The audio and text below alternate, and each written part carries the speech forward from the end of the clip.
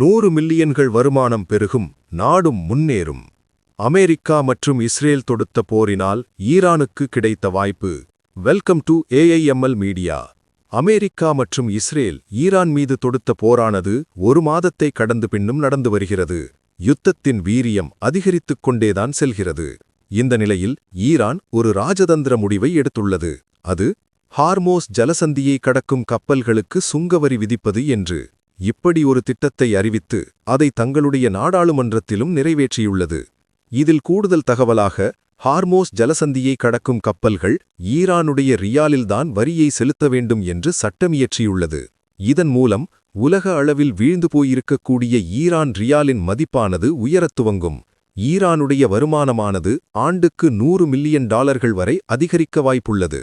இது சரிந்து கிடக்கும் ஈரானினுடைய பொருளாதாரத்தை மேம்படுத்தும் என்று ஈரான் நாட்டின் பொருளாதார வல்லுநர்கள் கருத்து தெரிவித்துள்ளனர். இது ஒரு மிகச்சிறந்த ராஜதந்திர முடிவு என்று பெரும்பாலான உலக அரசியல் நோக்கர்கள் கருத்து தெரிவித்துள்ளனர். மேலும் அமெரிக்கா, இஸ்ரேலுடைய கப்பலும் இந்த இரண்டு நாடுகளுடைய தொடர்புள்ள கப்பலும் அனுமதியில்லை. அதுமட்டுமின்றி ஈரான் நாட்டிற்கு எந்த நாடுகளெல்லாம் பொருளாதார தடை விதித்துள்ளதோ அந்த நாட்டு கப்பல்களுக்கும் அனுமதி இல்லை என்றும் ஈரான் அரசு தகவல் தெரிவித்துள்ளது. இந்த போரினால் அமெரிக்க இஸ்ரேல் பொருளாதாரம் அதலபாதாளத்தில் விழுந்து கொண்டிருக்க, இந்த போரின் காரணமாக ஈரானுடைய பொருளாதாரம் மெல்ல மெல்ல முன்னேறத் துவங்கியுள்ளது. மேலும் இந்திய உலக செய்திகளுக்கு AIML மீடியாவை பின்தொடர்ந்து வாருங்கள்.